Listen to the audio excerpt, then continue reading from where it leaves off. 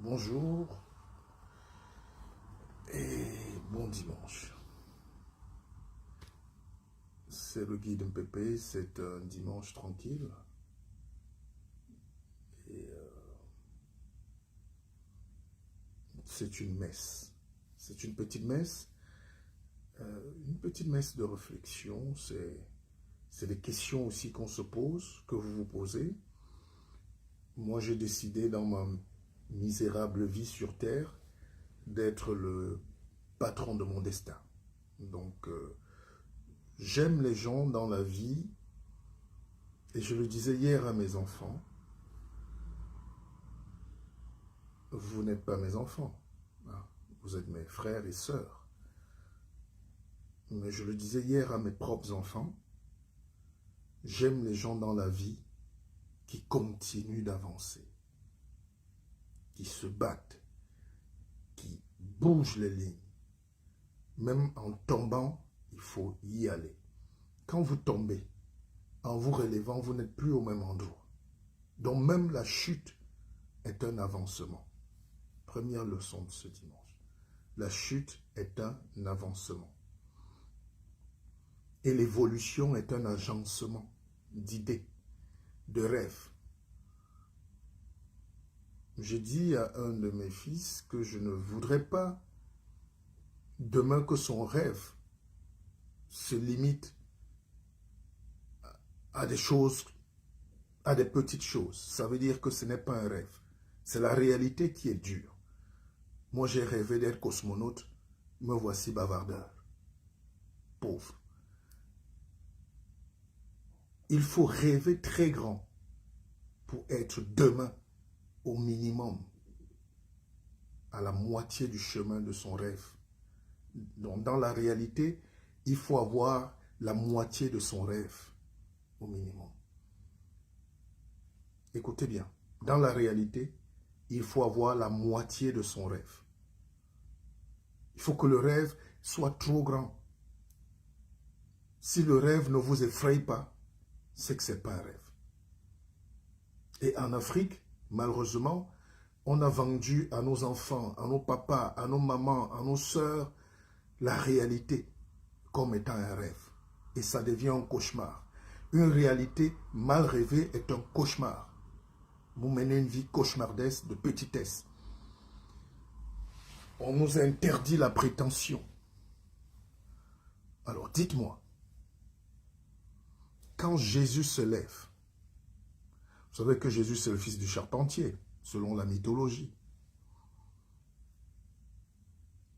Il a 30 ans. Avant 30 ans, il ne fait rien. À 33 ans, il meurt. Donc de 30 à 33 ans, on nous dit qu'il a décidé d'avoir la prétention, d'aller casser le temple, les marchands, les lutteurs, les Ponce Pilate, les rois romains, Hérode, tout cela, c'est de la prétention. Alors aujourd'hui, dès que tu veux te lever, tu donnes un peu de connaissance à tes frères et sœurs, on dit il est prétentieux. Dès que tu veux te lever, tu veux sauver la jeune fille pour qu'elle ne soit plus violée ou sous-éduquée, on dit il est prétentieux. Donc, on interdit donc à l'Afrique la prétention. On interdit aux nègres, aux pauvres, aux sans-culottes de la prétention. C'est les mêmes qui vont vénérer la prétention des autres. Quand on dit que Moïse est allé, il a dit à Dieu de lui donner la force de fendre la mer. Il faut être prétentieux. Nous sommes des humains. Il faut donc savoir que chaque être humain a quelque chose de grand, de mystique. N'ayez pas peur d'être fort. Ne vous excusez pas d'être meilleur. Ne vous excusez pas d'être riche. Ne vous excusez pas de travailler dur. J'ai quelqu'un qui m'a dit, oui, Pépé, la lecture est difficile. Avant, je lisais. Et je dis, mais pourquoi dire que c'est difficile? Oh, aujourd'hui, ça va, mais je suis découragé, mon couple, vraiment, Je n'ai personne dans ma vie, je vis seul, je ne fais plus de relations, je me méfie. Mais pourquoi tu te méfies? Il faut aller. Deuxième règle ce matin. Tout ce que vous voulez obtenir dans la vie se trouve de l'autre côté du mur de la peur. Écrivez. Vous savez, notre malchance, c'est que nous venons dans un monde très difficile.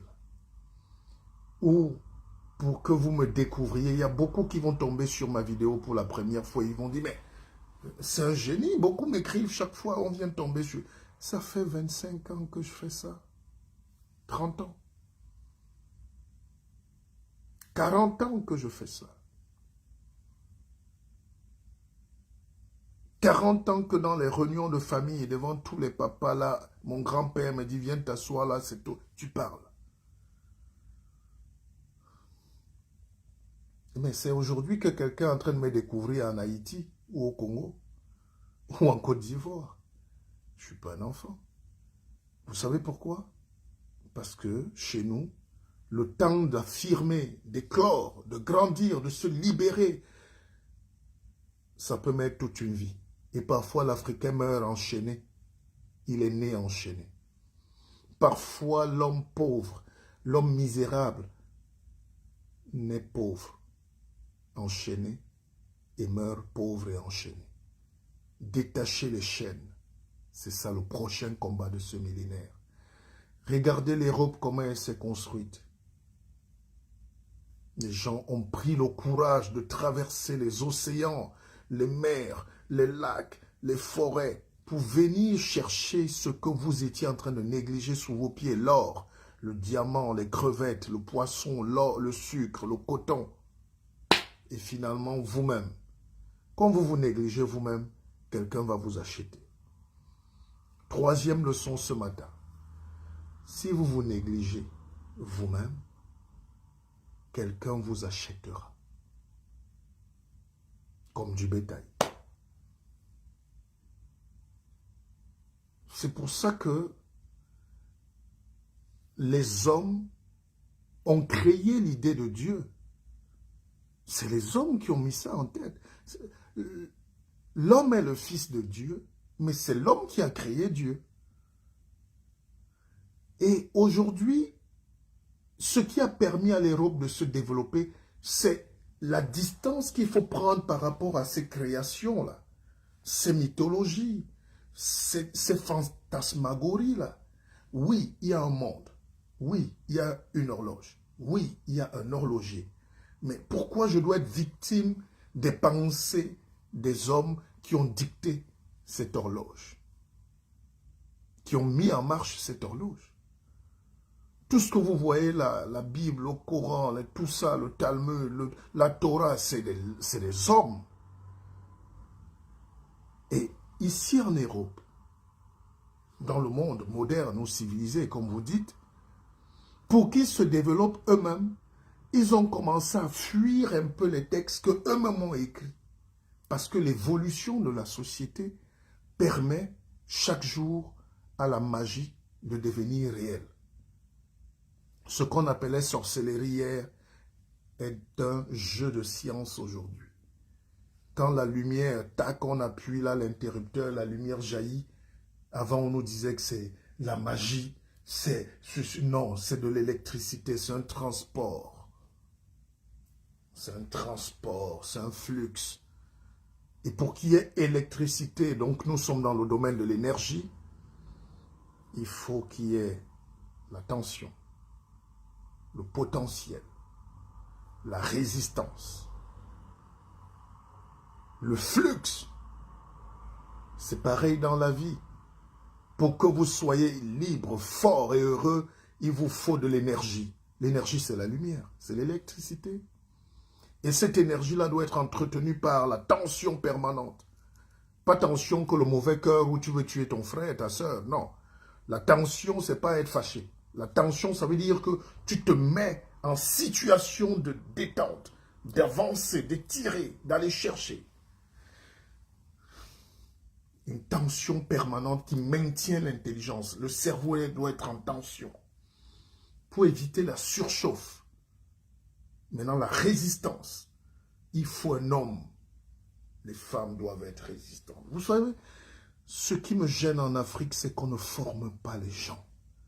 Nous faisons des lives pour exister. Oh, tel est grand leader. Tel veut être ceci. Tel est ceci. Oh, apôtre tel. Oh, à la gloire de tel. C'est leur bijou en or. Ils rêvent d'acheter des voitures. Mais ils s'en foutent des gens qui sont dans la salle. Ils s'en foutent.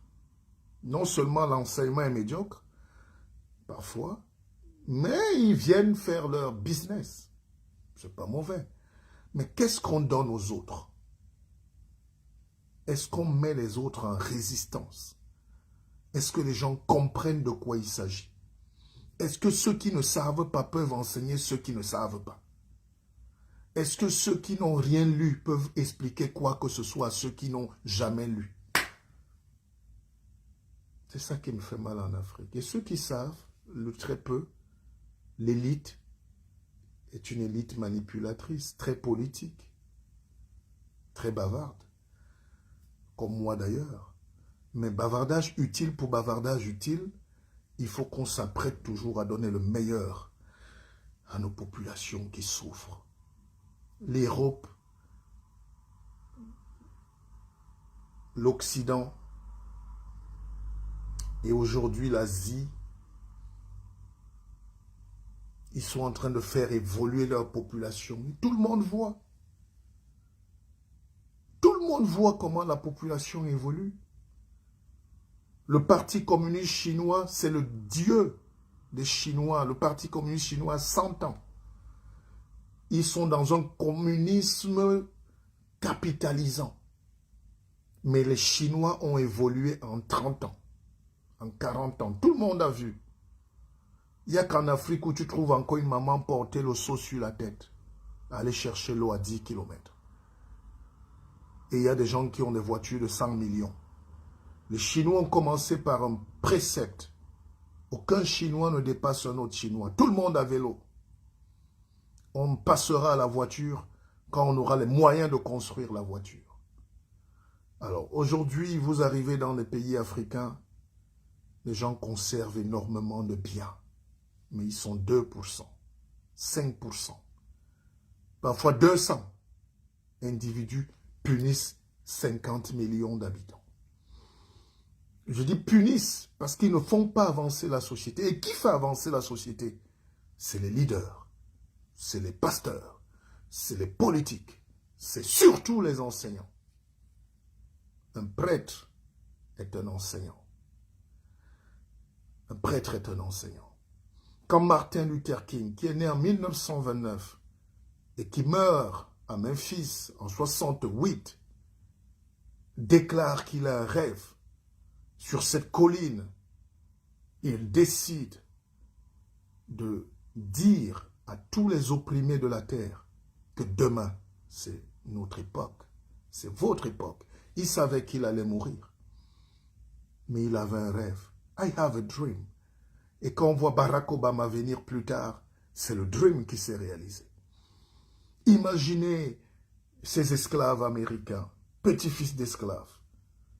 Ils sont nés sans rien pendant qu'en Afrique, on était déjà libre. Et ils n'avaient même pas le droit de s'asseoir dans le bus. Rosa Parks. Ils n'avaient même pas le droit d'être dans le même bus que les Blancs. Ou d'être assis quand un blanc est là. Mais un type se lève, il dit, j'ai un rêve. Et ça se réalise. Alors ce matin, avant d'aller écouter vos choses plus utiles, écoutez quand même le guide MPP. C'est quoi votre rêve? Je suis en train d'installer partout en Afrique des églises de la connaissance.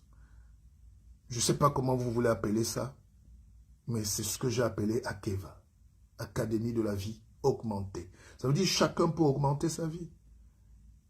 On ne peut pas mourir comme on est venu. Même si mon dernier livre, c'est partir comme on est venu, que tout le monde devrait avoir. Même pas par sympathie pour moi, mais parce que je questionne justement ces propos. Alors je revenais sur cette existence de la vie qui est magnifique.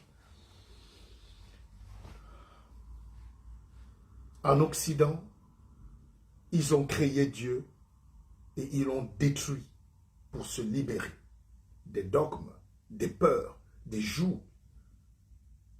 Vous savez, j'étais à Abidjan il y a quelques semaines et le titre de ma conférence là-bas c'était « Comment on finit avec les peurs, les dogmes ?» Et justement, j'ai des gens qui sont arrivés à la conférence et qui étaient dehors parce que c'était dans un hôtel 5 étoiles ou 6 étoiles. Gratuitement, mais ils avaient peur. Il fallait aller les chercher. Donc, tu as peur parce que tu as entendu lutter contre la peur.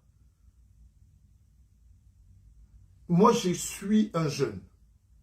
J'entends qu'il y a une conférence de comment lutter contre la peur. Et j'ai peur, justement, d'y aller. Ça veut dire que je ne serai jamais au bout de mes peurs et au bout de mes peines. Je viens dire aux gens, n'ayez pas peur. Mais le gars a déjà peur de venir parce qu'il a peur d'avoir peur. Il faut prendre nos responsabilités, nous, les leaders, spirituels, mystiques, politiques, intellectuels, tout ce que vous voulez. Tous les Africains qui ont 1 million et qui le cachent sous le lit sont des criminels. Tous les Africains qui ont lu des livres et qui n'expliquent pas au peuple, aux jeunes, aux villageois, aux gens dans les quartiers, sont des criminels. Tous les Africains qui ont la science, les mathématiques dans la tête et qui ne partagent pas, même au quartier, même bénévolement, sont des criminels. Tous les Africains qui ont des relations et qui ne mettent pas les gens en contact sont des criminels. Je connais quelqu'un en Afrique qui a eu la chance de côtoyer une ou des icônes dans le milieu du sport. Mais cette personne était tellement méchante qu'elle n'arrivait même pas à mettre, quand elle apprenait que la star mondiale arrive, elle déroutait tout le monde. Elle empêchait qu'on soit au contact de ces stars. Elle s'est auto-appropriée une relation, croyant mourir avec. L'Africain est parfois, je suis désolé de vous le dire, égoïste et il se plaint que le monde est égoïste. Ce qui a développé le Canada, les États-Unis, l'Asie aujourd'hui, c'est le partage, le cerveau collectif. Quand je fais mon live, je ne suis en guerre contre personne. Restez dans vos églises, faites ce que vous voulez, faites des veillées de prière, allez écouter les Alibaba, tout ce que vous voulez, mais il n'y a pas d'Alibaba dans la vie et les 40 voleurs. Prenez votre destin en main. Pourquoi je le dis? Parce que quand nous faisons des lives, les gens qui embrigadent le peuple trouvent que nous, on est un danger. Ils veulent minorer notre pouvoir d'inverser les tendances. Je salue déjà tous les influenceurs qui sont en Afrique et partout dans le monde, qui prennent le risque parfois contre leur vie, contre le gré même de leur famille, leurs femmes, leurs enfants, de dénoncer l'arbitraire, l'injustice. Parce que normalement, regardez comment le monde est hypocrite. Vous commettez un crime, tout le monde vous soutient. Parce que vous êtes puissant. Tout le monde vous soutient. De peur de perdre la relation avec vous. Comme vous mettez les gens en contact avec des gens, comme vous avez les carnets d'adresse, comme vous... Les gens ont peur de vous dire la vérité que vous venez de commettre un crime. Mais c'est grâce aux influenceurs. C'est grâce à ces gens-là qui se lèvent contre toute attente et qui soulèvent les masses, qui inversent, qui bousculent le plateau. Et là, l'opinion, la clameur, la foule, le peuple, les gens se lèvent pour revendiquer la justice. Mais qui a donné l'ordre? Qui a commencé? C'est eux que vous devez célébrer ce dimanche. Toutes ces petites voix-là, c'est les voix de Dieu. Parce que si ces voix se taisent, il n'y a pas de liberté, il n'y a pas de développement. Or, justement aujourd'hui, il ne fait plus beau de dénoncer. Vous voyez même quelqu'un qui commet un crime, qui vole, qui viole, qui tue. Les gens le protègent. Comme nous protégeons parfois nos dictateurs. Nous travaillons pour protéger les crimes de nos dictateurs, les crimes de nos voleurs, le crime des violeurs. Et nous aimons ça. Je parlais d'avancer des droits tout à l'heure. Les droits humains. Il y a quelques années, on appelait les Chinois les Shintok. Ils n'étaient rien un Chinois. Et je finis par comprendre aujourd'hui que vous êtes respectés, pas par rapport à l'argent. Il y a des Chinois très pauvres dans les villages qui n'ont même pas d'eau et de lumière. Il y a des Indiens qui ne mangent pas. J'étais en Inde une fois, je suis dégoûté. Il y a la caste des intouchables. Ces gens qui nettoient les latrines avec les mains, qui n'ont pas le droit de saluer les autres. Ils ne mangent pas là où il y a les autres. C'est en Inde. Mais l'Inde est la 5e puissance du monde, avec le nucléaire, avec tout ce que vous voulez. Le fer, les minéraux, l'ingénierie, les logiciels, la technologie. Mais en Inde, c'est le pays le plus injuste du monde. En Inde, on ne dénonce pas. Vous avez le droit de tuer un intouchable. Vous n'allez pas au tribunal. Et moi, quand j'ai vu ça, j'ai dit, ça, c'est pas le pays de Gandhi, ça. Ça, c'est pas un pays qui me fait rêver. Tous les leaders, les ministres, les directeurs généraux africains vont en Inde chercher les marabouts, mais personne ne s'intéresse au sort des intouchables. Et une société comme ça ne m'intéresse pas. Quand je parle parfois de la France avec beaucoup de charme et de conviction, ou quand je parle de la Belgique, de l'Allemagne, j'essaye de voir. Croyez-moi, chers frères, je ne suis pas assujetti. Mais j'essaye de voir comment dans une société, on fait progresser l'homme. Et on fait progresser l'homme par quoi? Par l'éducation.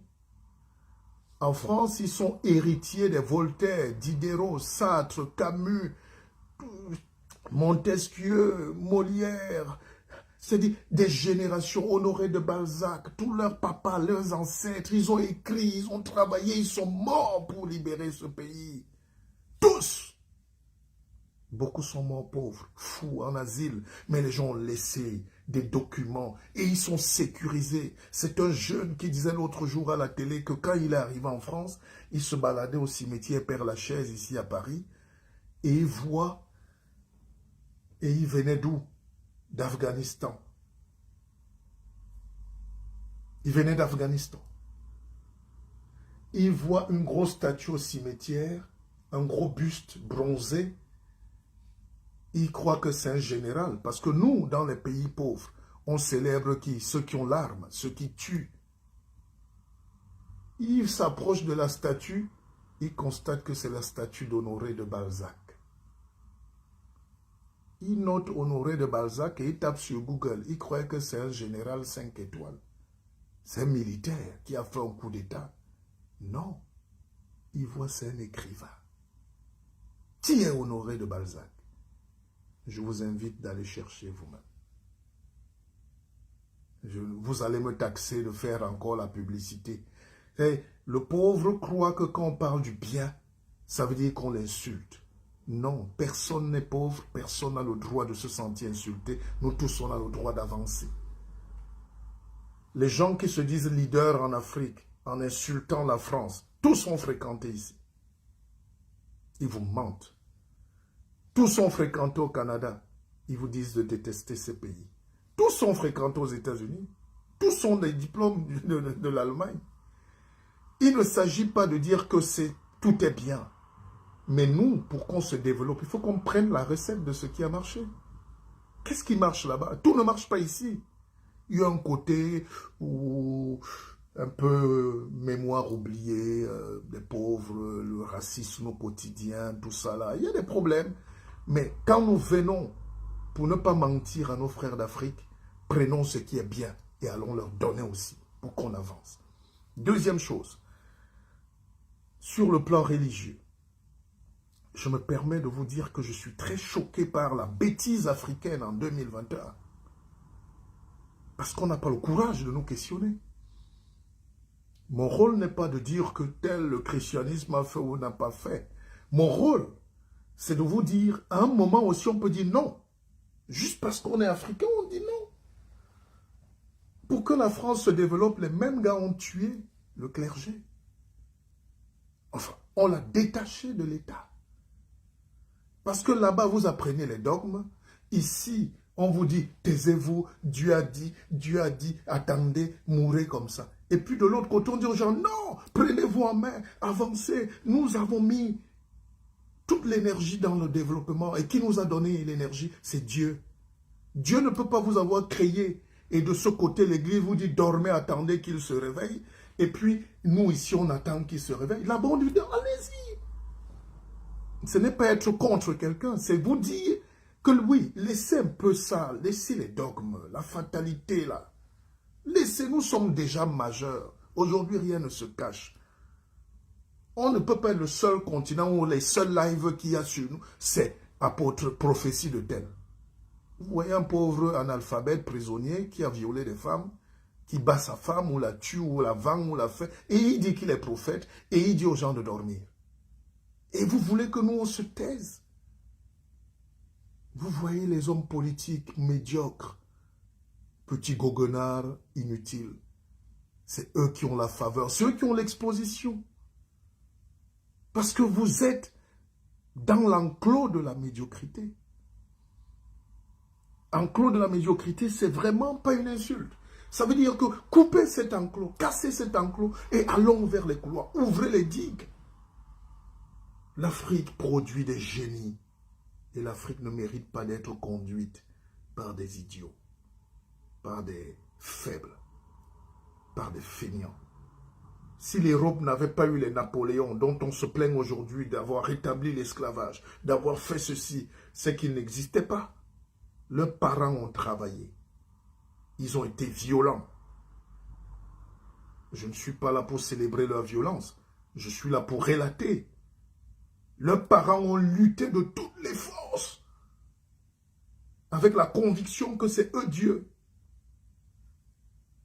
Si on ne dit pas ça à un Africain aujourd'hui, pour qu'il bouscule sa tête, il va continuer d'attendre le retour de Canaan.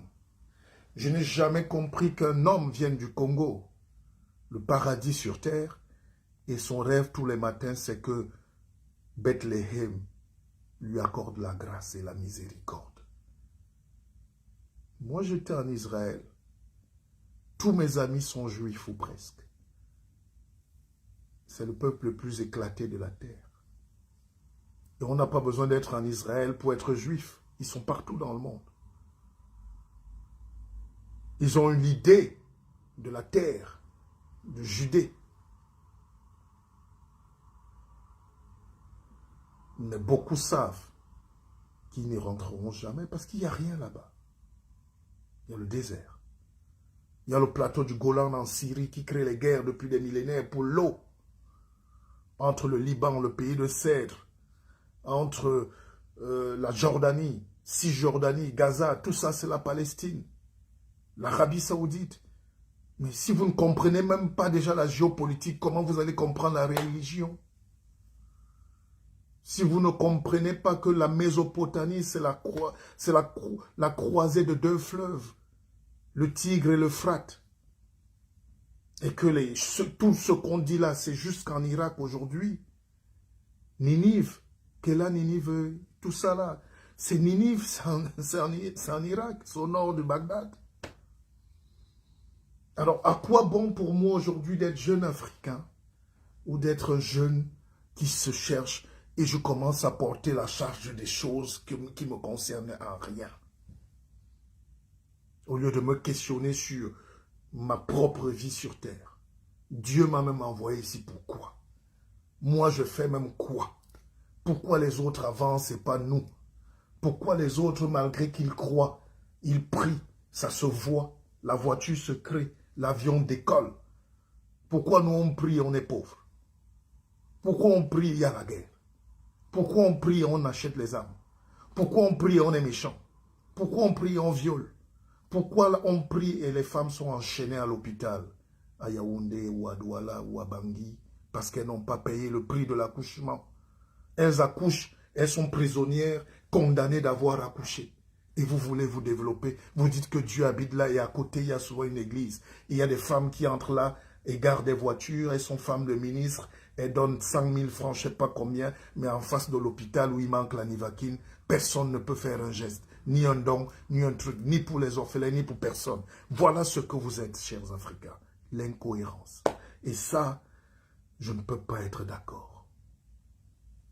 Je ne peux pas être d'accord. Quand vous êtes dans une civilisation évoluée, on soigne tout le monde. On soigne tout le monde. Tout le monde mange. Ce dimanche, j'ai des vêtements que j'ai pris qui ne me suffisent plus. Je vais plier, je donne au secours catholique. Il y a la Croix-Rouge, je dépose là. Demain, un sans-papier, un faible va passer, il prend. C'est plié, c'est propre, j'ai déposé. Je vais à une boulangerie, je vais acheter ma baguette, il me reste 2 centimes, il y a une boîte pour l'association des cancers. Je mets là-dedans. C'est eux, c'est les gens qui ont écrit ça. Ce n'est pas tombé du ciel. Le savoir ne tombe pas du ciel. Le savoir passe par la tête des génies et les génies les matérialisent. Vous tombez là, les pompiers arrivent en 5 minutes.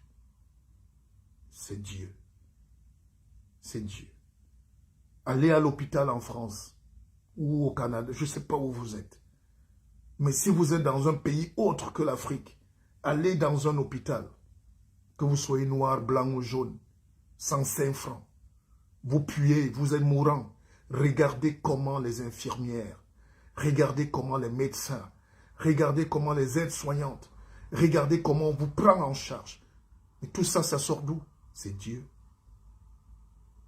Entrez dans un hôpital africain. Même quand le médecin a étudié ici, il arrive en Afrique, juste le temps de l'avion, il devient un monstre. Il faut payer.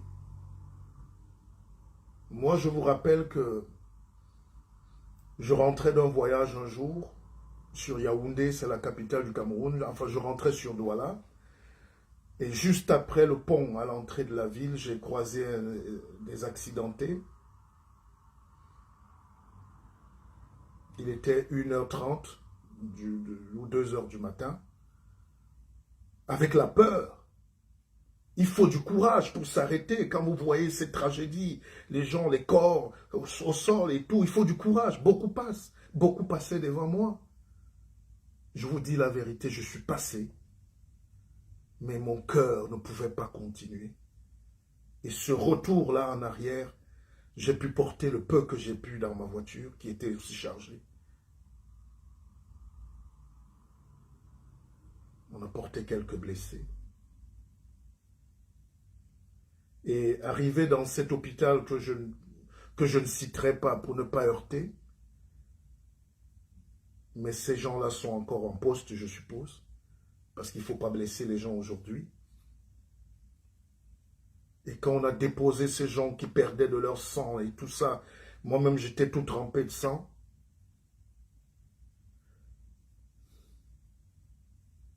on nous a demandé de payer.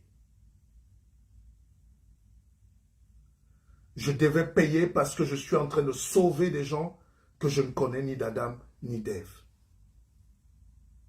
C'est ça l'Afrique aujourd'hui. Vous croyez qu'il n'y a pas d'argent? Vous croyez que c'est les moyens qui manquent? Vous croyez que c'est la volonté?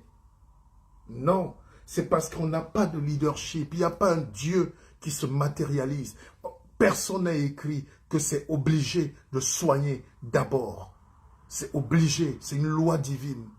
Personne n'a écrit cette société que les Blancs ont dessinée pour nous. Ils sont partis, nous avons continué. Mais les Blancs qui étaient là à l'époque, qui ne sont pas les mêmes aujourd'hui. Macron n'a pas colonisé l'Afrique. Peut-être ses grands-parents. Mais de quoi est-il responsable? Alors, ces gens, peut-être les colons qui étaient là, avaient une mentalité, justement, c'est de nous inculquer l'inhumanisme. Il fallait qu'on vive comme des bétails, comme du bétail. Mais ils sont partis. Et aujourd'hui, on fait encore des lives. On écrit, on crie pour les insulter, pour dire que c'est eux. Nous sommes pauvres parce que c'est eux. Nous sommes méchants parce que c'est eux. Nous ne mangeons pas parce que c'est eux. Dieu vous dit, arrêtez ça. Vous avez payé. C'est une étape de la vie. Un peuple qui n'avance pas est un peuple qui recule, est un peuple qui meurt, est un peuple qui s'affaisse dans le cachot du désespoir, comme disait Césaire. La pauvreté n'existe pas. C'est l'homme pauvre qui est téméraire. La pauvreté des hommes politiques fait qu'en Afrique, on n'a pas le courage de dessiner une société. Dessiner une société, ça veut dire encourager l'émergence du talent, le génie. L'Afrique n'a pas de génie en action. Je suis passé à la télévision ivoirienne, la RTI, l'autre jour. Jusqu'aujourd'hui, je reçois des centaines de coups de fil, de courriers, de messages. Et juste après moi, Cheikh Modibo Diarra est passé dans cette même émission. Et quelqu'un l'a qualifié de petite émission. Par aigreur et jalousie. C'est une très grande émission. La RTI, c'est une très grande chaîne de télé. Alors, qui est Cheikh Modibo Diarra? C'est le premier noir astrophysicien à aller à la NASA. Cheikh Modibo Diarra est resté en France sans papier. Il est allé aux États-Unis. On lui a ouvert les portes. Il a atteint le plus haut sommet à la NASA. Il rentre au Mali. Il se présente à l'élection présidentielle. Personne ne le vote. Modibo Diarra est l'enseignant d'Angela Merkel. Le patron d'Angela Merkel en termes de connaissances. Angela Merkel a agrégé aussi en physique nucléaire. Mais Modibo Diarra, c'est le temple du savoir. Et il est au Mali. On ne le consulte même pas. Il fait pousser la pomme de terre dans le désert. Il est dans son village. Vous savez pourquoi? Parce que l'Africain a peur de l'enfant qui a le génie. Dieu vous envoie des gens pour vous sauver, vous libérer. Quelqu'un qui a contrôlé la NASA ne peut pas développer le Mali. On me parle d'Assimi Goïta, un militaire. On me parle de tel, un petit ouvrier. On me parle... L'Africain aime le rabaissement, le nivellement par le bas. Comme ça, il est au niveau du peuple qu'il maintient. Regardez la qualité de vos députés, de vos ministres, de vos dirigeants, de vos... Mais vous pouvez vous développer dans un monde où le Coréen a 20 sur 20. Vous pouvez vous développer dans un monde où le Chinois a 21 sur 20. Il travaille 20 heures par jour, sur 24. Vous pouvez vous développer dans un monde où en Hongrie, à Budapest, à Dakar, même les Occidentaux, vous pouvez vous développer avec des Libanais qui ouvrent leur boutique à 6 heures et ferment à 6 heures. Vous pouvez vous développer avec les Allemands qui font décoller la fusée européenne, avec les Français qui travaillent 22 heures sur 24. Vous pouvez vous développer. Modibo Diarra, il est malien. Qu'est-ce que le peuple malien a fait de lui?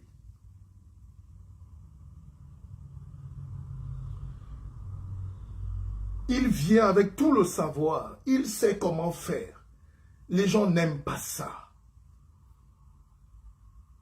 Les gens, je ne me suis jamais senti heureux en Afrique.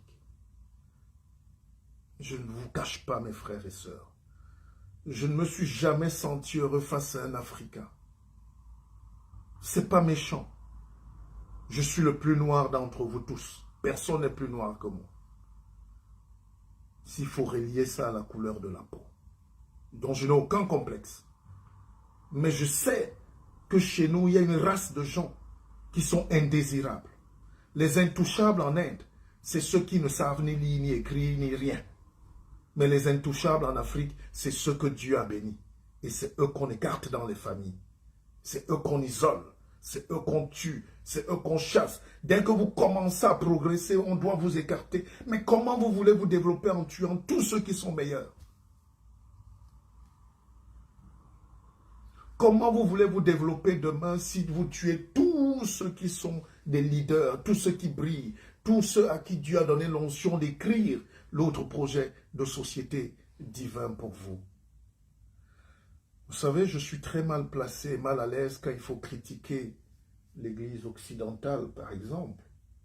Parce que quand ils sont quand même venus en Afrique, esclavage, tout ce que vous connaissez, colonisation, ils coupaient les bras, ils coupaient les pieds, ils violaient les femmes, ils faisaient tout ce qu'ils voulaient, ils tuaient les enfants.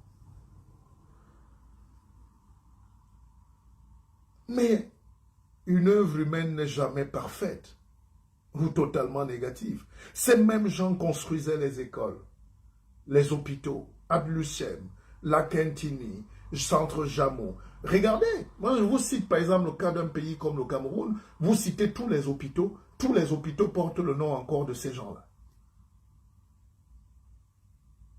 Vous allez au Gabon, tous les hôpitaux portent le nom de ces gens-là. Centre Jameau, La Quintini, ceci-là, je ne sais plus, le Grand Blanc de Lambaréné, le ceci-là, le tuti, et tuti, dont les gars avaient quand même. En même temps, ils vous coupaient les bras, en même temps, ils les soignaient. Cette didascalie de la pensée, cette perversité constructive. Ils violaient nos mamans, mais ils leur construisaient les lycées de femmes. Ils faisaient des métis, ils avaient les écoles des métis pour former les métis qui vont venir dominer sur les noirs. Ils ont créé des collèges catholiques, des collèges protestants. Ils ont quand même mis de l'éducation. Ce n'est pas là le problème. Le problème, c'est qu'est-ce qu'ils ont mis dans cette éducation. Vous ne savez pas, je ne vais pas parler ce matin de phénoménologie. Sinon, j'allais vous balancer très loin dans l'idée du couteau sans manche et sans lame. C'est-à-dire, la culture occidentale, c'est une culture où on te donne le couteau, mais sans manche. Et dès que tu constates qu'il n'y a pas le manche, ou la manche, je ne sais pas, les deux sont valables. Après, il n'y a pas la lame. Donc finalement, ils ne vous ont ni donné ni la manche, ni la lame, donc ils ne vous ont pas donné le couteau, mais vous avez un couteau en main. C'est trop fort ça. You have to think about it. Donc c'est ce qu'ils mettent dans l'éducation qui est un poison pour les générations et des générations. C'est-à-dire que dans cette culture séminariste, aristocratico-bourgeoiso, pseudo-spirituel, le contenu est imbécilisé. Imbécilisé, ça veut dire mbékoum, vidé de sa substance. Donc ils mettent un enseignement vide de substance pour former des goguenards en costard. Et 60 ans après, on se retrouve avec une élite goguenard en costard, agrégée en bêtises, en goguenarie. Vous croyez qu'ils allaient mettre là-dedans une éducation pour vous donner la libération? La preuve, tous les Africains qui ont été leaders et qui ont compris le système, même quand ils étaient dans cette éducation, ils ont pu s'extirper pour produire le génie humain. C'est pour ça que je crois que le génie humain n'est ni dans les livres des autres, ni dans la pensée des autres, mais le génie humain naît en nous-mêmes. Nettoyez votre moteur. Je viens vous l'arranger. C'est moi le guide Pépé qui parle. Quand Mongo Betty écrit Ville cruelle, il a 21 ans. Il a écrit une quinzaine de livres après. Ils n'ont jamais atteint le livre quand il n'avait même pas encore été formé. Ferdinand Oyono, Une vie de boy, il a 16 ans.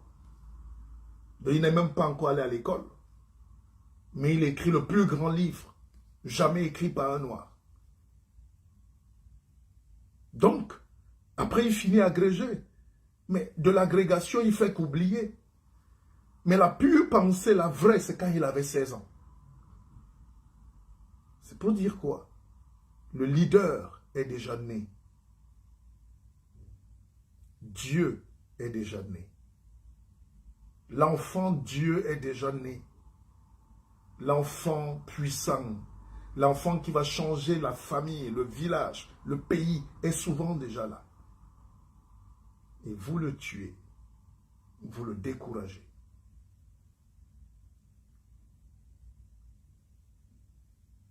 Vous voulez que je vous prenne des exemples? J'ai parlé de Cheikh Modibo Diarra du Mali. Mais je peux continuer jusqu'aujourd'hui. Les Modibo Diarra d'aujourd'hui sont les 10 000 ingénieurs africains qui traînent dans les rues de Hambourg, Berlin, Hanovre. Ils ne font rien là-bas. Ils ne peuvent qu'aider BMW à grandir. Ils sont intégrateurs de solutions chez Mercedes. Ils font que faire avancer les autres. Et je dis, Dieu ne peut pas nous donner raison tant que nous fuyons notre destin. Je vous raconte l'histoire de ce jeune qui a été formé en Allemagne, ingénieur de procédés mécaniques, en fabrication de voitures. Et à l'époque, j'étais déjà rentré au Cameroun, il est venu me voir.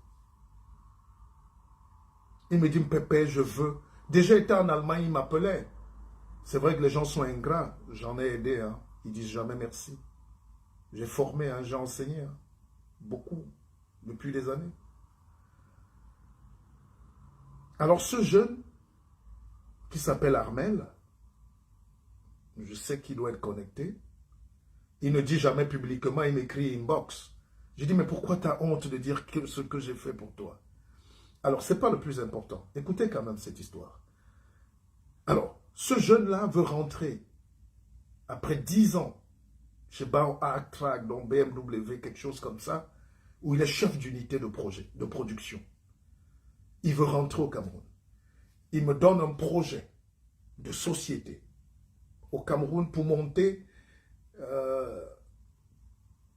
un garage, mais qui peut fabriquer ses propres pièces.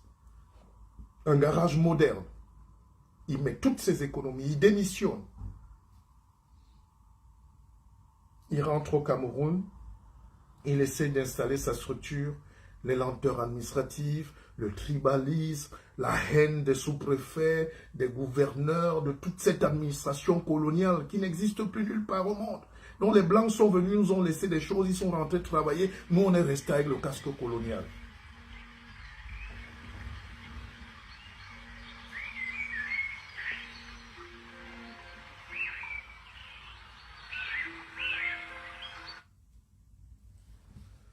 C'est Dieu qui m'envoie un message. Alors, merci Seigneur de me donner la force encore de travailler pour ce peuple-là. Je ne sais pas où on ira, tant nous sommes détestés au sommet de l'État, même en bas, tant nous sommes hermétiquement rejetés, même par ceux qui doivent libérer les gens. Les gens ont peur.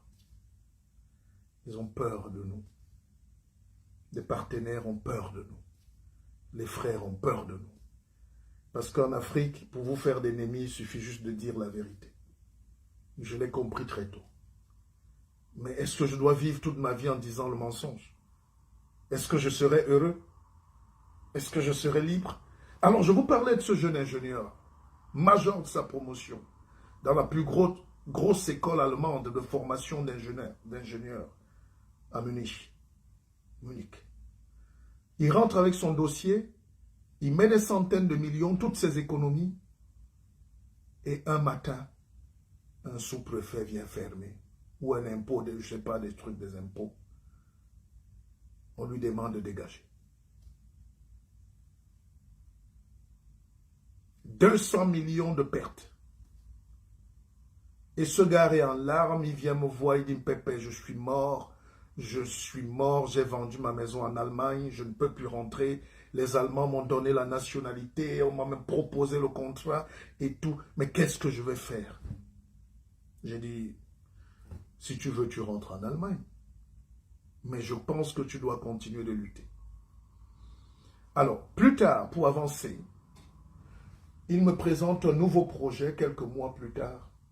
C'est un projet de griller les arachides, les cacahuètes. Donc, il a monté une société pour griller les cacahuètes. Vous savez ce que c'est? C'est pour ça que tous les gens, les jeunes qui font maintenant investir au pays, à faire quoi? Ils vendent le poulailler, c'est beau. Mais ce n'est pas à ce niveau qu'on va développer. Ce n'est pas à ce niveau qu'on... Ils ne sont pas dans la conception de la pensée. Hein. Je ne les méprise pas, mais je les salue, je les respecte. Mais ce n'est pas avec ça. Ça, c'est de la débrouillardise. Ils peuvent gagner des petits millions là en bas, la vie n'est pas... On parle de construire une conscience mystique, spirituelle, industrielle ou scientifique. Vous savez l'effort qu'il y a pour un ingénieur d'avoir été formé pendant 12 ans au plus haut niveau et de venir griller les cacahuètes. Si nous tous, il y a des ingénieurs en physique nucléaire, ingénieurs en biochimie, ils rentrent en Afrique, ils commencent à faire le poulailler derrière la maison de sa mère. Il dit qu'il est entrepreneur. Monsieur, nous devons nous battre pour rester dans la résistance politico-mystico-culturelle, économique et intellectuelle. Si tu as été formé pour construire les ponts, rentre chez toi et construis les ponts. Si tu as été formé pour fabriquer la voiture, rentre chez toi, tu construis la voiture. Quelles que soient les forces contraires, c'est parce que vous n'avez pas ce que Dieu a emballé dans le cœur de l'homme et qui est juste en bas, qui s'appelle la foi. C'est entre le cœur et le foie. C'est la foi. Le foie, c'est un organe humain, c'est mystique, c'est le plus puissant organe humain. C'est lui la centrale nucléaire du corps, il lave, il purifie, il travaille, il construit tout le métabolisme. Et la foi, c'est quand ça sort du corps, ça rencontre Dieu. Alors quand on n'a pas de foi, c'est pour ça que quand vous lisez les livres spirituels, la Bible et autres, on vous dit homme de peu de foi, vous êtes esclave. L'Africain n'a pas de foi. La foi, c'est la conviction. Je peux changer d'opinion, mais je ne peux pas changer de conviction. Je peux changer de langage, mais je ne change pas ma conviction. Les Européens ont la conviction d'être les leaders du monde. Les Juifs ont la conviction d'être les maîtres du monde. Même si vous les tuez, même si vous les battez, même si vous faites tout, même si vous détruisez leur pays, même si vous les chassez, même s'il y a le génocide, le nazisme, ils restent soudés et convaincus qu'ils sont les gens les plus élus du monde. C'est leur droit. Et toi, quel est ton droit? Le droit de subir, le droit d'être victime, le droit de pleurer, le droit de crier, le droit de dire que l'autre ne m'aime pas, l'autre nous déteste. Oh, mais écoutez, madame, j'ai créé une banque qui s'appelle Akeva Bank. C'est une banque binaire, souterraine, mystique, spirituelle. C'est à nous-mêmes. Et puis la plupart des gens qui sont friands du sabotage, c'est souvent tes propres frères qui viennent dire « Ah, ça sent un peu l'arnaque. » Mais pourquoi je vais vous arnaquer? Oh, cette histoire-là, où est même le siège social? Mais la banque n'est pas née avec le siège social. Justement, la banque, c'est l'idée de libérer le peuple par les petites convictions souterraines. On ne dira pas tout ici parce que vous êtes des lamentateurs. Je côtoie la communauté asiatique ici à Paris, pakistanaise même, indo-pakistanaise. Ils lèvent plus de 100 millions d'euros tous les week-ends. Allez leur demander. Allez leur demander comment ils font. Et en liquide. Allez leur demander. Vous faites vos tontines de 1000 euros et on ne respire pas vos champagnes sur Facebook. Allez demander aux Chinois combien ils lèvent. 13 milliards d'euros. C'est un reportage qui est sur YouTube. La communauté chinoise en France, chaque année, 13 milliards d'euros. Et ils les replacent même dans les banques. Vous croyez, vous avez vu un siège social des Chinois qui lèvent, vous ne connaissez pas, vous ne voulez même pas oser, vous ne voulez même pas apprendre, vous ne voulez même pas prendre de risques, vous ne voulez même pas avancer, vous ne voulez même pas travailler, vous ne voulez rien, mais vous voulez que les autres vous attendent. L'autre va construire sa voiture et tu vas venir monter dedans avec l'argent que tu as volé de l'hôpital de ton village. Les autres construisent leurs fusées. J'étais avec les Africains l'autre jour qui criaient « Air France, c'est trop cher ». J'ai dit « Moi, je vais payer Air France ». C'est leur droit. Air France est cher en Afrique. Je dis « Ah bon ?» Ah. Est-ce que vous savez que 1000 Africains qui donnent 1000 € achètent un Boeing?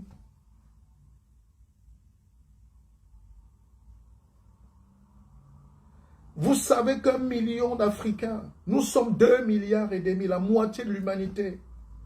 Même si les Sarkozy ne nous aiment pas, on s'en fout de Sarkozy. Mais c'est vous qui pouvez faire balancer le monde. Vous pouvez faire tanguer le navire. Vous ne connaissez pas la mystique. Vous êtes dans une pirogue. Il suffit que une majorité vienne dans un coin et fasse peser la balance. C'est comme ça. Vous êtes la moitié de l'humanité. Mais de quoi vous vous plaignez? Avec CFA ou pas, vous faites tanguer la Banque de France si vous voulez. Oui. Bon, la diaspora qui est ici, utilise-t-elle le CFA? La diaspora qui est aux États-Unis et tout, n'utilise-t-elle pas le dollar? Les milliards que vous avez là, tout le monde les a. Mais vous les avez ici. Pourquoi vous êtes esclaves même ici? Vous avez le même argent. Est-ce que vous avez le CFA en France? Pourquoi étant ici avec cet argent, vous ne créez pas un système pour inverser la tendance? Vous savez que le yuan ne pesait rien du tout. Le yuan ne valait même pas le CFA il y a 30 ans. Le yuan. Vous savez que le rouble, la monnaie russe, les Russes, Poutine que vous célébrez là, la monnaie russe est plus faible que le franc CFA. Le CFA est collé à l'euro. Je ne soutiens pas, je ne suis pas l'avocat, ne me faites pas de procès. Celui qui me fait un procès, je lui lance le son. Ça, je vous le dis. Parce que je ne suis pas en train de rire avec vous. Je vous explique. Le rouble est plus faible que le CFA. Et Poutine n'est pas la deuxième puissance du monde. Poutine n'est pas le cerveau du monde qui contrôle les Américains. Même si les Américains le frappent, la France le frappe économiquement. Mais mystiquement, la Kalachnikov est dans la tête. Pushkin. Donc, nous devons sortir de ces enclos de la pensée-là pour entrer vers un monde moderne. La dernière fois, j'ai dit que je suis contre ce monde villageois en Afrique. Je vais le redire, que ça déplaise ou pas. Pas pour insulter. Moi, je suis un homme de village. Je suis un homme de plantation. C'est parce que Bolloré m'a montré qu'il est plus fort que moi. Mais je n'ai pas dit mon dernier mot. Mon grand-père a laissé 250 hectares de palmeraies. J'en ai fait 100 moi-même, de bananes. Mon père a laissé une dizaine d'hectares de cacaoyers. Donc, nous sommes une terre. Je suis quelqu'un qui parle de la mystique de la terre. Je sais de quoi je parle. Je sais de quoi je parle. Mais ce que je voulais dire, c'est que l'Afrique est tenue par un courant obscurantiste. Et ce courant obscurantiste va du Cap au Caire, de Dakar à Dar es Salaam. Ils sont très nombreux, ils sont très forts, ils sont très puissants. Et c'est eux qui dirigent l'Afrique, le courant obscurantiste. Panafricaniste obscurantiste, qui n'a rien à voir avec la pensée originelle de Kwame Nkrumah. Les Sankara. Sankara roulait en Renault 5. Il n'aimait pas la France, n'est-ce pas? En réalité, dans le discours de Sankara, n'allez pas dire qu'il roulait en Renault 5, voiture française. Il voulait dire qu'on peut être chef d'État et revenir à la réalité de nos pays. Donc le niveau de la Renault 5, c'est le niveau du Burkina Faso, le pays des hommes intègres. Mais aujourd'hui, nos présidents ont des Maybach. Quand Angela Merkel, qui fabrique les Maybach, roule à vélo. Aujourd'hui, nos chefs d'État sont gardés par des escouades de bandits israéliens, je ne sais pas quoi, des militaires à la retraite. Je ne parle pas du peuple juif, hein, je parle des baroudeurs en Afrique qui vendent les armes et protègent nos dictateurs. Et nous payons des centaines de milliards à ces voyous et ils achètent des résidences 10 étoiles à Miami. Ils se reposent avec les négresses. Ils fument leurs cigares. C'est ça que j'appelle la mentalité sauvage africaine. C'est-à-dire, Nous vivons comme on ne vit plus nulle part ailleurs. Et permettez-moi, j'étais en Côte d'Ivoire, je raconte cette histoire-là parce que moi, ça m'a marqué. Tout n'est pas parfait là-bas. J'ai vu beaucoup de misère aussi. J'ai vu dans les quartiers comment le social, voilà, j'ai vu des choses. Donc ne venez pas me prêter les intentions, je vois. Je suis libre et je suis honnête. Alors, mais j'ai vu le cortège du président passer, 2 voitures, 2 motos. Il allait au bureau. Ça m'a marqué. Je connais des pays où quand le cortège doit passer, on fait 1 semaine. L'escouade est d'abord sur les toitures de toutes les maisons. On arrête même les gens, les mamans qui vendent les bâtons de manioc en route. Tout le monde doit fuir pour 5 secondes de passage d'un cortège de 200 voitures. C'est l'Afrique. Je n'ai pas besoin de citer les pays, chacun fait ça. Et dites-moi où ça existe. C'est-à-dire, nous sommes des pays pauvres, mais c'est le peuple qui est juste pauvre. L'élite là, la crème, dont nous, la crème, on s'en fout. On peut violer les filles, on peut acheter les gens, on peut ne pas payer les employés, on peut et puis venir à la télé donner des leçons. Vous connaissez combien de patrons africains ne payent pas les employés? Vous connaissez combien déshabillent la secrétaire? On parle de DSK. Vous connaissez combien couchent avec toutes les femmes, des mariés, des bureaux, de tout ça là? Mais c'est parce qu'on n'a pas de règles. On n'a pas écrit la loi fondamentale. On n'a pas protégé les faibles. On n'a pas protégé la veuve. On n'a pas protégé l'orphelin. On n'a pas protégé les dentés. On n'a pas protégé le sans-culotte. On n'a pas protégé le sans-dents. On n'a pas protégé le villageois. Je suis un villageois. Mais je ne suis pas enfermiste. Mes chers frères et sœurs, il est 9 heures à ma montre.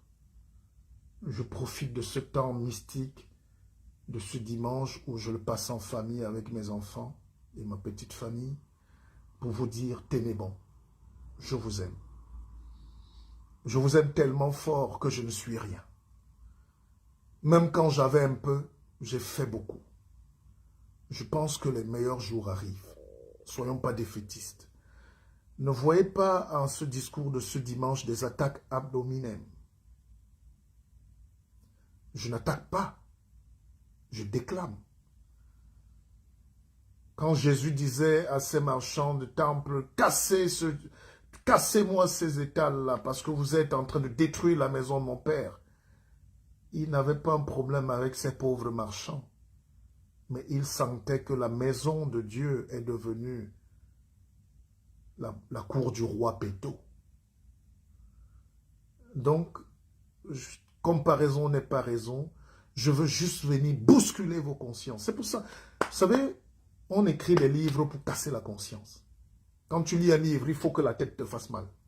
Quand tu suis un live, il faut que tu sortes de là bouleversé. Je ne veux bénir personne. Je ne bénis personne. J'ai ce pouvoir. Je suis un pépé. Je ne bénis personne ce matin.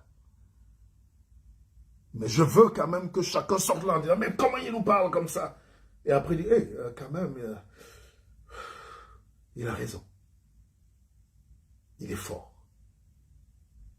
Et il est fort parce qu'il est formidable. Il est formidable parce qu'il a été formé. Si nous n'encourageons pas les gens formidables à être formés pour être plus forts, l'Afrique aura un leadership villageois, tribaliste. Je veux vous dire, au début, quand je faisais mes lives, parfois on atteignait même pas 50. Après, on est passé à 800, 1000, tout ce que vous voulez, même 2000. Et puis, je constate aussi qu'aujourd'hui, ça baisse et beaucoup sont partis. Mais moi, je n'ai pas changé. Beaucoup parlent parce qu'ils ne peuvent pas te manipuler. Parce que ceux qui te manipulent ne savent pas qu'ils sont manipulés pour être manipulés par ceux qui manipulent, pour être manipulés par ceux qui nous manipulent. C'est une belle formule. Ce n'est pas un jeu de mots, mais c'est vrai. Moi, on ne me manipule pas. Ne me manipule pas. Je resterai avec vous qui viendrez prendre du savoir. Je resterai avec vous qui viendrez lutter, qui viendrez vous sentir bien. Les gens sont abandonnés, isolés, ils ne savent pas avec qui se tourner. Quand je regarde la jeunesse africaine, j'ai vu les jeunes me dire en Côte d'Ivoire à l'aéroport, Mpépé, tu nous laisses avec qui? On n'a personne en Afrique. Je ne suis rien. Mais on n'a pas d'aînés. On n'a pas de grands. Même quand quelqu'un est ministre, il ferme la porte. Quand quelqu'un est directeur général, il est méchant. Je cause avec tous les grands patrons en France, ou du moins à une certaine époque, ils sont ouverts. Quand quelqu'un a réussi, il ne peut pas avoir le visage des rides fermées. Pourquoi en Afrique, tous les ministres, ils sourient quand il y a la caméra, mais quand on ferme, il est méchant? Pourquoi tous les chefs d'État sont méchants quand ils... Pourquoi les gens ne sont pas humains en Afrique? Même quand quelqu'un a un petit poste. J'ai un frère qui est gouverneur.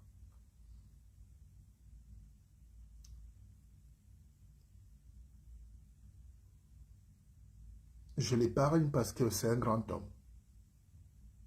Mais je voulais vous faire une révélation. Je ne vais pas attaquer ma famille. C'est un grand homme. Mais je veux dire que est-ce qu'on ne peut pas être grand et être simple? Quand vous voyez Macron se faire gifler là, ça vous fait rire en Afrique. En réalité, c'est un message qu'on vous passe. C'est condamnable. Mais c'est pour dire que quelqu'un peut gifler le président. Et pourquoi pas? C'est un citoyen. Il est juste mal appris, mal élevé, et il est fâché, il gifle le président. Ben, il gifle. Il faut condamner la gifle. Mais en réalité, ça nous montre l'évolution de cette société. C'est une société de la lutte. C'est pour ça qu'on adore la France. Un amoureux de Dieu, un amoureux de la liberté, un amoureux de la vie qui vous dit qu'il déteste la France est malhonnête. Parce que c'est en France qu'on trouve les germes de la libération, de la révolution des peuples. Un citoyen qui ne travaille même pas, il n'a même pas été à l'école, il vient gifler un président. Et il dort chez lui. Bon, les gens ont cru là, mais il dort chez lui. Après, on demande. Et puis, le président continue. Mais c'est une leçon pour dire que c'est un humain qui a giflé un autre humain. Il n'a pas le droit. Il doit être puni. Mais il a le droit d'exister parce qu'il veut se faire entendre. En Afrique, tu n'as même pas le droit. Même de regarder le cortège présidentiel. Pourquoi? Tu n'as pas le droit. C'est une femme qui disait à son mari, « Hé chérie, trompe-moi. Mais si tu me trompais au moins en construisant la maison, en payant l'école des enfants, en nous mettant dans les bonnes conditions. Mais comment tu peux me tromper dans la misère? On n'arrive même pas à manger. » C'est-à-dire, enfin, je ne justifie pas. Moi, j'ai toujours souhaité la fidélité. C'est très dur, mais je souhaite. Il ne faut pas jouer les scènes devant les gens. Mais c'est un travail. C'est un ancien marié qui vous parle. 10 ans sans tromper mon ex-femme. Et je l'affirme. C'est pas facile, mais c'est vrai. C'est un effort. Alors, donc, et même si ça arrive demain, c'est humain, on s'excuse. Mais je voulais vous dire que en Chine, on peut mépriser un peuple. On peut battre un peu. On peut dire qu'il y a la dictature en Chine. Mais vous voyez les gratte-ciel. Vous voyez le commerce.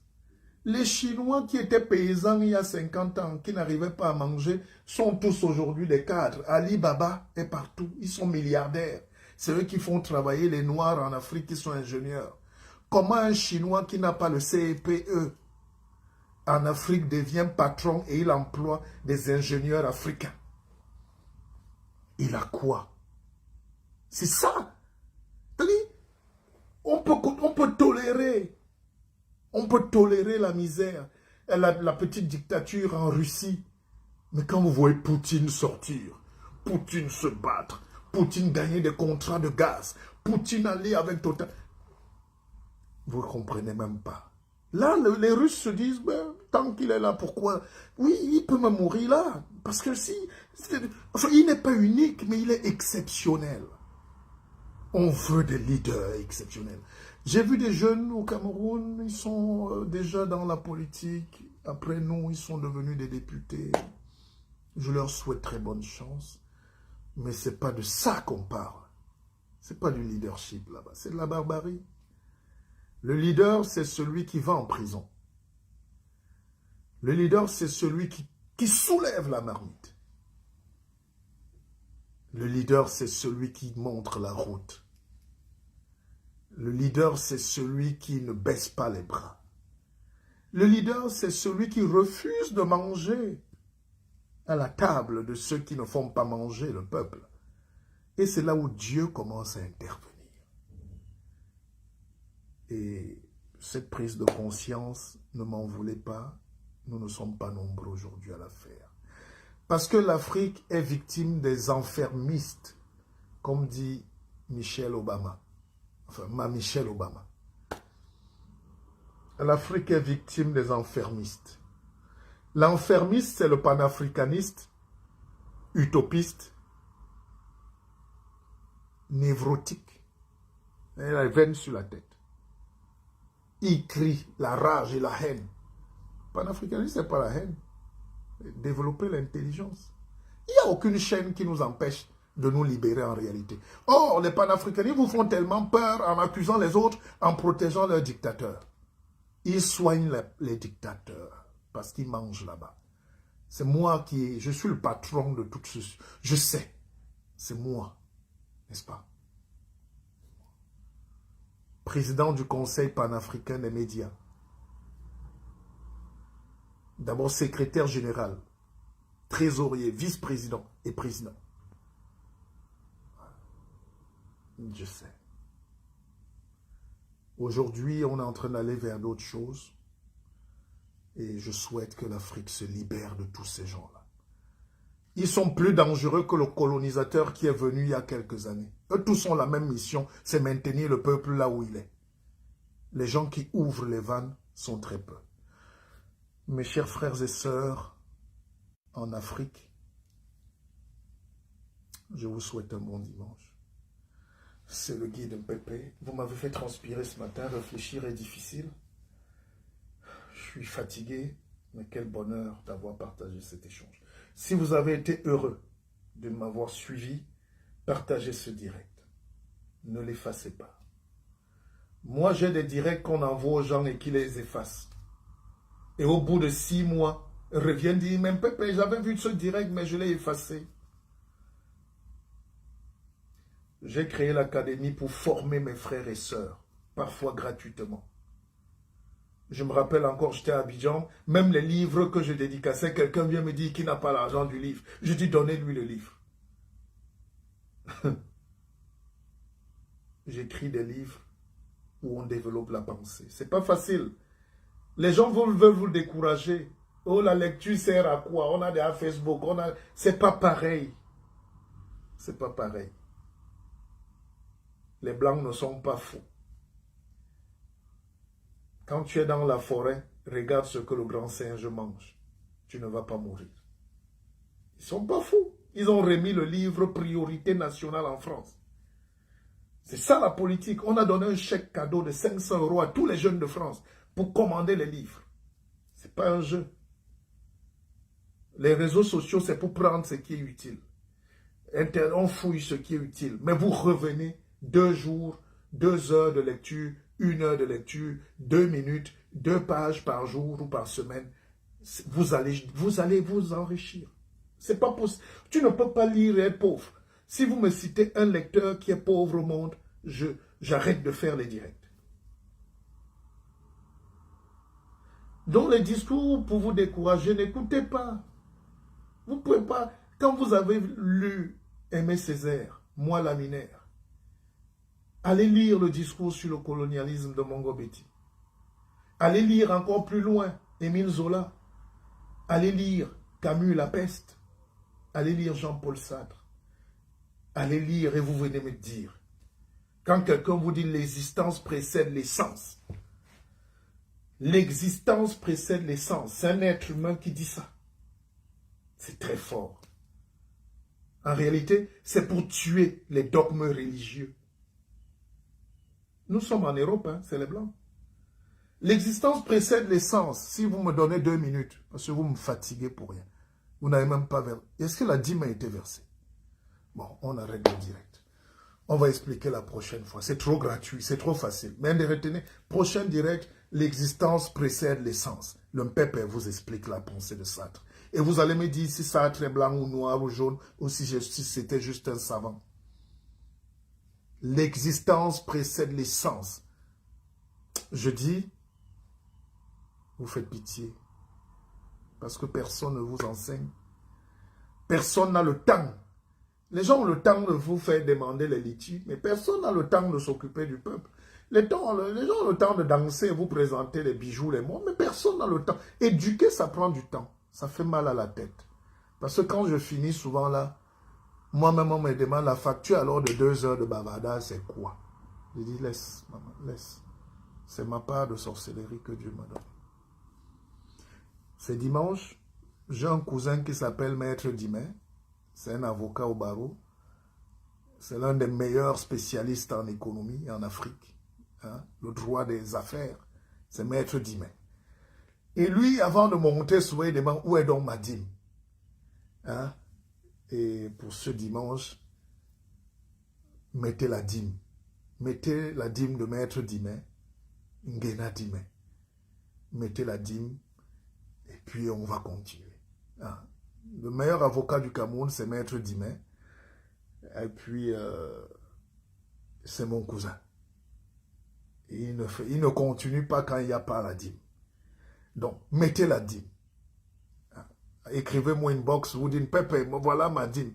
On fait la dîme comment? Écrivez et puis on va répondre. Et ne dites pas que je vous ai dérangé. Allez. Les livres sont là, vous pouvez les commander, ça va faire du bien, ça libère. Et puis l'académie est là. Si vous n'êtes pas formé, vous allez mourir esclave. Vous allez mourir esclave. Comme ça. Et je n'ai pas la prétention, mais Dieu me donne quand même des choses bizarres dans la tête. Je ne suis pas normal, n'est-ce pas? C'est-à-dire la normalité n'existe que pour les pauvres, pour les misérables. Quand vous voulez élever la pensée, tout le monde, même dans la famille, on vous fuit, on vous craint. Là, vous commencez à être choisi par Dieu. Allez, Ngena Dimé, je vous attends. Bon dimanche. Akeva. Akeva.